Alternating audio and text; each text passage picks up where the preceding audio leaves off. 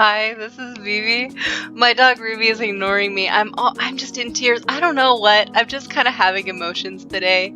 I'm trying to get more comfortable with having emotions.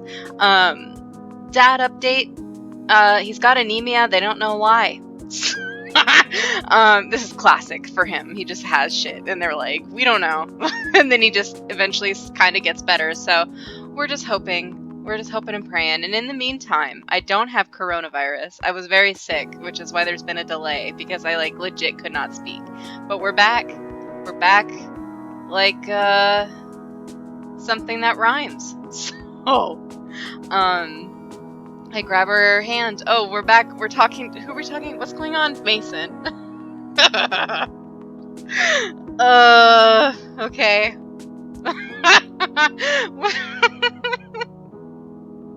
I'm okay. What the fuck? I don't know. Oh, I listened to a podcast today. It's very short, so I finished it. It's called Ow, fuck. Sorry, I hit my mic, so that was probably bad. It was called The Two Princes. And if you're into gay shit, if you're watching this channel, I assume you are. That's something for you. So anyway, it's on Spotify. I grab Mason's hand and pull her out of the kitchen. Fuck, am I gonna be able to read? We gotta do this, right? It's been too long. I have to. I'm trying to wipe away tears, is why I hit my microphone in the first place. I was fine, and then I clicked record, and okay. Hang on. I've barely got her out of the kitchen. Oh, right, we're introducing her to her dad. Okay. I feel her freeze. She suddenly is heavy and still as a statue. My dog Ruby's ignoring me. Did I mention this? She's on the other couch. Well, it's a love seat. It came with the apartment. She's laying on top of my throw pillows that I got from Walmart. And she's gonna sleep over there away from me as if she doesn't love me. It's probably because I took her to the vet this past couple days. She's real mad at me about it. Because not only did she go to the vet, I also gave her a bath afterwards. So, anyway, her grandpa looks just as shocked. An eternity passes. I feel like I'm gonna melt caught between their stares. I'm sorry. Mason looks pretty angry. Maybe I messed up. Maybe this is a mistake. She opens her mouth to say something. You took my recipe, her grandpa says. She says, just doing what you taught me. He says, been here all this time? Yeah. Got your cake yesterday, the chocolate one. Still making the icing too sweet. There's no such thing. He says, come over and I'll show you how to make it again. Mason's never been one for a lot of words, but now she looks like she's lost all of them. She stares at me dumbfounded, then back at her grandpa. She says, I better get back to work. He says, did I drive you off? Didn't mean to push you away. I was scared. Lost too many people like that, so I went too tough. Like that. I'm assuming she was on drugs or something. I'm assuming it wasn't just that she was a delinquent and causing issues. Clearly something more stressful was afoot. I says, didn't mean to push you, got scared, regret it every day. It wasn't you, Mason says. I was bullheaded, too stubborn. Wanted to prove myself and let pride get the best of me. Her grandpa does something I've never seen from him before. He smiles. His eyes glimmer a bit in a glossy sort of way. Maybe it's the light. He clears his throat. She says, I gotta work. Mason turns and heads and takes unsteady steps towards the kitchen. Grandpa says, key lime pie. Make me key lime tomorrow. You know it's my favorite. Mason freezes in place. It's gotta be the lighting. Her eyes are also glittering when she turns around. Yeah. And with a forced march, she disappears back into the kitchen. I love her. She's so emotionally constipated. It's very good. Okay, I heave a sigh of relief, which is enough to remind her grandpa that I'm here. He says, you, what's your name? Am I in trouble? Avery, sir, we say. Avery, thank you. Think we needed a bonehead to get moving. Bonehead? Anytime, we say. Just glad to help. I'm just glad. I hope this means you'll talk more. He says, you said this was on the house, right? It's the bottom line. We say, yeah, you got it. Good. Come by sometime and I'll repay the favor. You like donuts? We love 'em, sir. He says, good. Now, gotta get back to work. Can't keep the store closed. I was wondering about that. Could get used to taking lunch breaks, though. Bye, Avery. They do that. We have a pharmacy in town, but because we're a small town, they shut down for lunch. So if you show up at 1 o'clock, or when do they close? I think it's 1 for like an hour. You're just fucked. Like, there's nobody there. Which, fair. Avery says bye. He's gone and out the door before I realize I could have asked his name too. Aw, crap. Guess I'll ask him the next time I see him. He's just Mr. Avery's grandpa. Not Avery, Mason. Their names are very similar sounding, even though they only have one letter in common.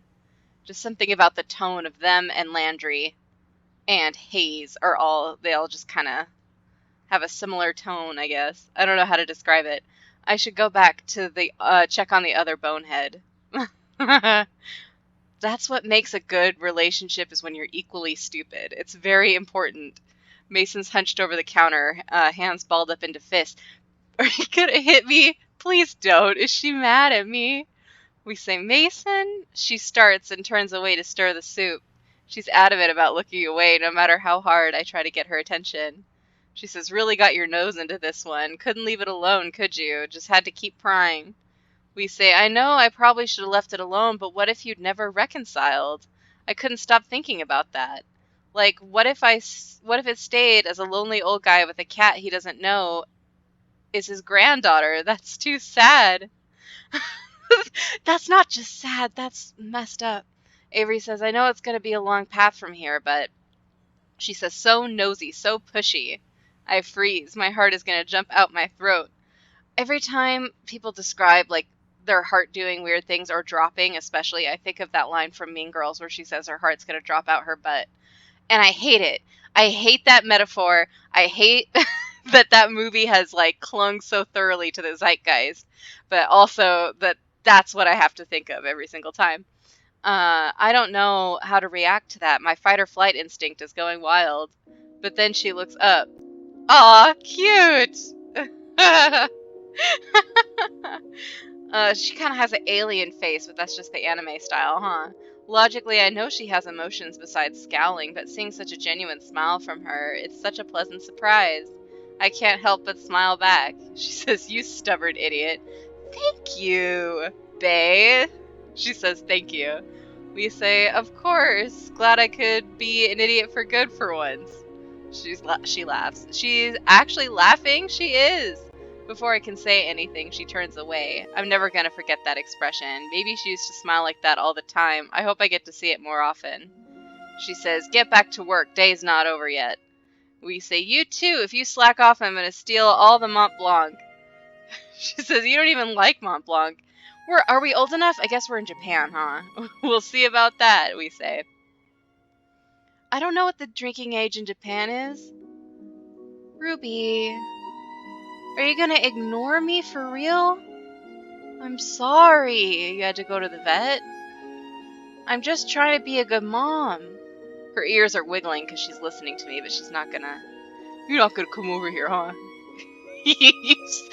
You. Fine then. She doesn't have to love me all the time. Just breaks my heart.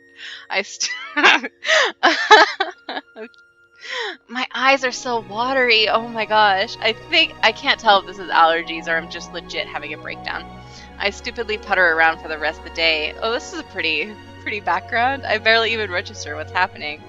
It's after a stress drain like that, nothing else can possibly get me all worked up again. Mason calls me back to the kitchen at the end of the day. I bet she needs me to lend my muscle to scrubbing the soup out of the stock pot. Wait, I'm the worst person to ask. I have negative muscle. She has all the muscle that you lack, if that makes sense. Instead, I see her at the counter with 2 to-go bags. What's all this? She says, couple of things. First, cookies for Granddad. Will you go with me to take to him? I can't carry him. We say, oh yeah, you gonna hang out there after work? She says, of course. The second one's for you. Made you dinner, so stop ordering takeout. You're gonna get scurvy if you keep eating nothing but pizza. Would you? I guess you would, unless... No, I was gonna say, unless you get oranges on it. That doesn't make any sense. I hope. We say, thank you. Pizza contains all the food groups, so I'd be fine, but I appreciate it. It's not a food group issue, it's a vitamin C issue. I was listening to, what was I listening to? It was some like fun facts podcast, and it was about scurvy. And the reason that limey is like a derogatory term for like British people is they figured out lemons treated scurvy like a long time ago. And so they had all these lemons, and then they thought, well, limes are basically just lemons, and they're easier, I guess, to get a hold of, or they were back then. So they put a bunch of limes on their boats instead. But the problem with limes is they don't actually have enough vitamin C to combat scurvy. So they got scurvy again, and then they were like, I guess that wasn't actually a remedy after all, and then they forgot the cure to scurvy for like another 100 years. People are great. I love human beings. We're good. One more thing, she says. Before I can even move my lips to form a question, she grabs my shoulders and pushes me into the wall. She's not too forceful, but it doesn't stop the pathetic yelp of surprise I make as I make impact. Is this going where I think it's going? Yeah. I love this. She's that's that anime. What's that meme that people do? You know what I'm talking about. Even if you play a boy character, she's so big. It's very good. She needs to bend to kiss me, but I like that. I like all of this a whole lot actually. I'm fine. I'm not a wreck. Her kiss feels like she's trying to force me into the wall. This is going to be a lot to keep up with, but I like that too. She says, come on, let's go. She pulls away and drops the to-go bags in my hands. Her steps take her to the threshold of the door where she stops, waiting for me. You got it! I barrel out the back door. A moment later, I feel a cat land on my shoulder. I don't know how she jumped that high, but it is Mason. She's capable of anything. She says, all right, to Grandpa's. Or we say, to Grandpa's. Can I call him Grandpa? She says, no. You don't think he's gonna be kind of suspicious when you turn up with his cat? I'm walking on the sun with the stars on my shoulders and the wind in my hair, or some other complicated metaphor. It would be an aphorism, wouldn't it? No. Allegory? I missed my English class. I don't remember. I don't know, but I've been so happy lately. It's great. I mean, work is still work, and mochi is still mochi. But I get a real cute crush I can spend my time with, and I'm starting to get to the bottom of this magical curse thing. The rough part of this relationship was you would never be able to actually be alone in a way that's not you and them as a cat. Because if you're at work, even at the bare minimum, Grades does live on the apartment right above you. So what are you going to get up to? I'm just saying. Oh yeah. Okay, we're back. Mason still hasn't. She spends the next couple days in cat time at her grandpa's. I don't get why she doesn't pull an all-nighter and break the curse already. Then she could see him as a human instead. But what do I know? I've already meddled enough. You really have. Anyway, it's not that she's not studying. Ever since I brought the book in, I catch her reading from time to time. Usually it's right before she catches me sneaking a little snack. I like to sneak kisses too, but that's a whole other thing. Haha, shut the fuck up. Every night is date night here. She teaches me how to cook dinner, and I read to her as we eat. It's nice. That is very cute. What the fuck? Tonight we're getting a late start. I hope she stops messing with the stove soon. I'm getting hungry. We say, is it broken or something? She says, crappy old thing, pilot's out. We say, oh, that's bad, right? Won't turn on without it, she says. So, definitely bad. She says, She disappears beneath the stove. There's some rustling, some clinging, and a snap. Not like a broken snap, a finger snap. Then Mason's bag. What's she so pleased about? Better. Oh, good, what'd you do? She snaps again, and what? Did a spark shoot from her finger? Little trick I picked up. Fuck yeah, Mason! That's my girl! I hit her playfully on the arm, God, her biceps are steel cables. Fuck yeah, Mason, that's my girl. Mason, oh my god, you're holding out on me. When were you gonna tell me all about that? She says, what, this? She snaps again. A tiny blue flame leaps from her hand. You're so fucking cool. Needed that pilot lit, she says.